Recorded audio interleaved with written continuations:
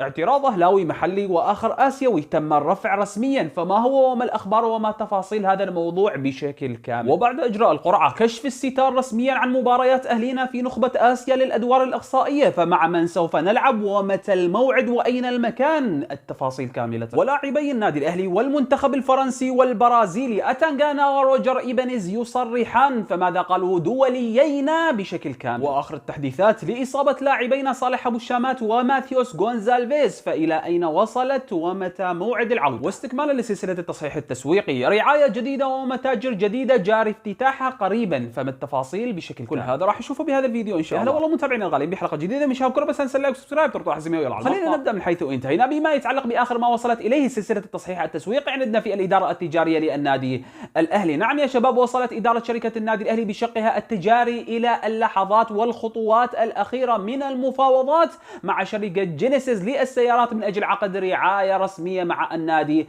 الأهلي، وبذلك من المتوقع وقريبا بأنه تنتهي هذه المفاوضات ويتم توقيع العقود الرسمية بإذن الله تعالى، لتكون جينيسيس راعيا رسميا للنادي الأهلي وتكون علامتها التجارية على قميص النادي الأهلي، والله تعالى أعلم. هذا بما يتعلق بجينيسيس، لكن الآن خلينا ننتقل إلى الشق الثاني بما يتعلق بالشيء والأخبار التجارية عندنا في النادي الأهلي، واللي يتكلم عن المتاجر وما سيتم افتتاحه بإذن الله تعالى قريبا من متاجر لأهلنا. نعم يا شباب، تستعد إدارة النادي الأهلي قريبا جدا من أجل افتتاح المتجر الثاني للنادي بجدة، واللي راح يكون بإذن الله تعالى في أحد المجمعات التجارية التابعة لسينومي راعي النادي الأهلي، وبشكل مخصص أكثر راح يكون بإذن الله تعالى في الياسمين مول في جدة، متجر النادي الأهلي الثاني. ومن المتوقع وقريبا أيضا ويجري العمل على هذا الشيء افتتاح المتجر الثالث للنادي الأهلي في مدينة جدة، واللي هو في مجمع العرب بحول الله تعالى. هذا بما يتعلق بالشق التجاري والتصحيحات الجارية بالقطاع التجاري عندنا في النادي الأهلي. لكن الآن خلينا ننتقل إلى المحور الثاني، واللي يتكلم عن الإصابات بالإضافة إلى تصريحات لاعبين الدوليين. لذلك خلينا نبدأ بالإصابات، وخلينا نبدأ بما يتعلق بماثيوس غونزالفيز. ذكرناكم بالفيديو الماضي مباشرة بأنه ماثيوس غونزالفيز تعرض لإصابة، لكن هذه الإصابة بإذن الله تعالى خفيفة ولن تعيق عن استكمال التدريبات الجماعية بعد انتهاء الإجازة، واللي راح تنتهي يوم الأربعاء. وفعلا حصل هذا الشيء يوم الخميس الماضي، عادت التدريبات الجماعية للنادي الأهلي، وكان متواجد ماثيوس غونزالفيز في تدريبات النادي الأهلي الجماعية مثل ما تشوفون أمامكم على الصورة. وبذلك الحمد لله رب العالمين ماثيوس غونزالفيز تجاوز الإصابة الخفيفة العضلية الذي تعرض لها. هذا بما يتعلق بماثيوس غونزالفيز. لكن بما يتعلق بصالح أبو الشامات والعملية الطارئة الذي عملها صالح أبو الشامات، واللي هي عملية الزائدة الدودية، بعد إجراء عملية صالح استلم الجهاز الطبي للنادي الأهلي الموضوع الطبي لعملية صالح، وبذلك يقوم الجهاز الطبي لإجراءات استشفائية مكثفة للاعبنا صالح أبو الشامات. لكن على الرغم من كل هذا الشيء، من المتوقع بأنه مدة غياب صالح أبو الشامات من 14 إلى 21 يوم بحسب التقرير الطبي للجهاز الطبي في النادي الأهلي، حتى عودة صالح أبو الشامات بإذن الله تعالى للجاهزية الكاملة والانخراط بشكل فاعل وكامل بالتدريبات الجماعية، والعودة بإذن الله تعالى لجاهزية اللعب في المباريات. هذا بما يتعلق بلاعبنا صالح أبو الشامات. لكن الآن خلينا ننتقل إلى المحور اللي بعده، واللي يتكلم عن تصريحات أدلاها لاعبين الدوليين ولاعبي المنتخب الفرنسي الأولمبي والمنتخب البرازيلي الأول. أنا أتكلم عن أتانغانا وروجر إيبانيز. فماذا قالوا وماذا تكلموا عن النادي الأهلي؟ هذا الشيء الذي راح نتلوه ونستعرضه بإذن الله تعالى سوية. لذلك خلينا نبدأ بروجر إيبانيز. قال روجر إيبانيز بتصريحات: في الدوري السعودي المنافسة عالية، هنالك فريق الهلال الذي يضم بنزيما ومالكوم وأيضا سالم، هنالك أيضا فريق النصر الذي يضم كريستيانو وماني وفيليكس، أيضا يوجد القادسية الذي يضم ريتيجي وكينونيس، وهنالك فريق الاتحاد الذي يضم فابينيو وديابي. تمثيل المنتخب البرازيلي أكثر شيء فكرت فيه منذ انضمامي للنادي الأهلي، لكنني أؤمن أنه عندما نعمل بجد ونبذل أقصى ما لدينا داخل الملعب فإن الفرصة ستأتي. الآن أنا عدت للمنتخب وأنا سعيد بذلك. هذا ما قال روجر إيبانيز، وصرح فيه لأحد الوسائل الإعلام البرازيلية بعد انضمامه إلى المنتخب البرازيلي رسميا ومشاركته بفاعلية ما شاء الله تبارك الرحمن بمباريات المنتخب البرازيلي وآخرها مع فرنسا. هذا بما يتعلق بلاعبنا الدولي البرازيلي روجر إيبانيز. لكن خلينا ننتقل إلى لاعبنا الدولي الفرنسي ما شاء الله تبارك الرحمن أتانغانا. قال أتانغانا بتصريحات أدلاها لصحيفة وين وين: لا أزال أحلم بتمثيل المنتخب الفرنسي الأول، أعلم أن انتقالي للدوري السعودي في سن 20 قد يثير تساؤلات لدى مدربين المنتخب،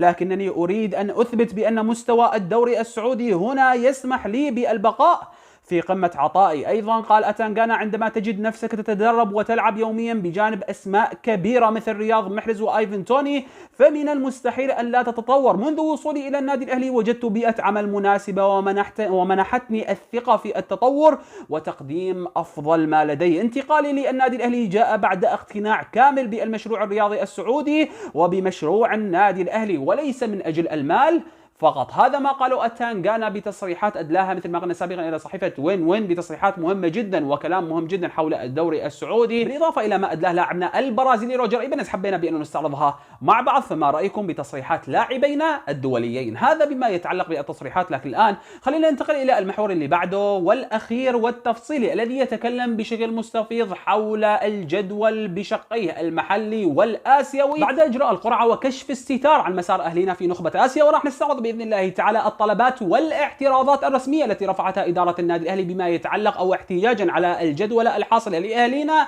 في الشهر المقبل بشقيها المحلي والآسيوي. لذلك خلينا نبدأ بالقرعة. قرر الاتحاد الآسيوي لكرة القدم بأن تجرى مباريات دور ال16 لنخبة آسيا بنظام خروج المغلوب من مباراة واحدة على أن تجرى مباراة الأهلي والدحيل بإذن الله تعالى بتاريخ 14 إبريل من الشهر المقبل على ملعب النادي الأهلي في جحيم الإنماء. أيضا قرر الاتحاد الآسيوي لكرة القدم بأن تجرى بالساعة 5:45 بتوقيت مكة المكرمة، يعني 6:15 بحول الله تعالى. هذا بما يتعلق بدور ال16. أما بما يتعلق بالأدوار الإقصائية نحن قد استعرضنا التواريخ للأدوار الإقصائية بالفيديو الماضي مباشرة، لكن بما يتعلق بالساعات دور الثمانية راح يكون 5:45 نفس دور ال16. دور النصف النهائي ودور النهائي راح يكون بالساعة 7:15 وجميعها في جحيم الإنماء بحول الله تعالى. أما بما يتعلق بالقرعة للأدوار من بعد دور الثمانية فراح أحط لكم بإذن الله تعالى شجرة القرعة بشكل كامل. وكما ترون بأنه وقعنا بنفس الجهة الموجود فيها نادي الهلال، وبالتالي من الممكن بأنه نلاقي نادي الهلال، وبإذن الله تعالى راح يتكرر سيناريو الموسم الماضي في النخبة بفوزنا على الهلال وانتهاء بتتويجنا بالنخبة الثانية بحول الله تعالى. هذا بما يتعلق بالقرعة وبما يتعلق بالتوقيت وبما يتعلق بدور ال16 وتوقيته وكيف سيجرى. لكن الآن خلينا ننتقل للجزئية الثانية من هذا المحور والتي تتعلق بالاعتراضات التي رفعتها إدارة النادي الأهلي احتجاجا على جدولتها. لذلك خلينا نبدأ بالشق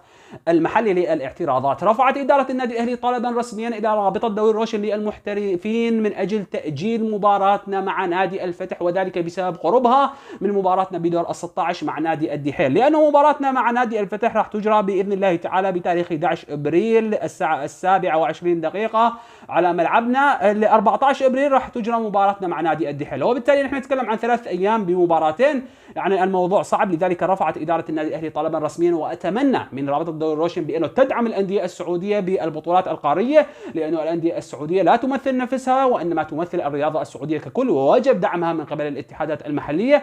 فوجب رابطة الدوري الروشن للمحترفين بأن تدعمون نادينا وتوافقون على طلب التأجيل من أجل التركيز على مباراتنا بدور ال16 بإذن الله تعالى مع نادي الدحيل بحول الله تعالى. هذا بما يتعلق بالطلب الأول. الطلب الآخر والذي لم يتم رفعه ولكن جاري رفعه وتقوم إدارة النادي الأهلي بدراسته إلى حد هذه اللحظة، واللي هو طلب إلى الاتحاد الآسيوي لكرة القدم من أجل تعديل ساعة إجراء مباراتنا مع نادي الدحيل بدور ال16، لأنه ترى إدارة النادي الأهلي بأنه هذا التوقيت غير مناسب للجماهير ولا حتى للاعبين. فبالتالي من المتوقع وقريبا جدا بأن يتم رفع طلب إلى الاتحاد الآسيوي لكرة القدم من أجل تعديل ساعة مباراتنا بدور ال16 مع نادي الدحيل من 6:15 إلى توقيت آخر يناسب الجمهور واللاعبين. هذا بما يتعلق بالطلبات وبما يتعلق بالقرعة وبما يتعلق بأخبار أهلينا التي جرت في الآونة الأخيرة بشكل عام. لكن قبل أن نختم الفيديو خلينا نستعرض وعملنا جدول لجدولة النادي الأهلي إلى حد هذه اللحظة الكاملة بكل المباريات الدوري ومباريات النخبة.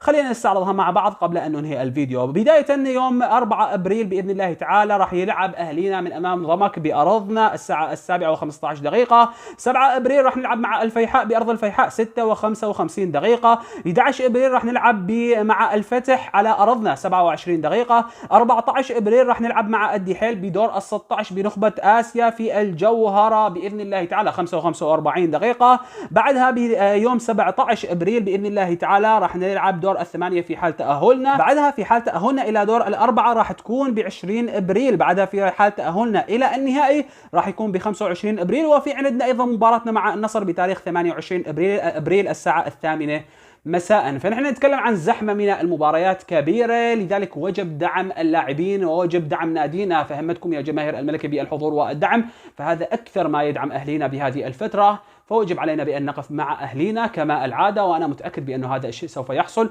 وبإذن الله تعالى راح نفرح بالنخبة، وبإذن الله تعالى أكثر من النخبة بنهاية الموسم. هذا كل ما كان في جعبتي مما يتعلق بأخبار أهلنا التي حصلت بالآونة الأخيرة. تأكدوا وكما عودناكم في حال حصل أي تحديث جديد راح تشوفونه بإذن الله تعالى على قناتكم. لا تنسون تصلون على النبي عليه أفضل الصلاة والسلام. السلام عليكم ورحمة الله تعالى وبركاته.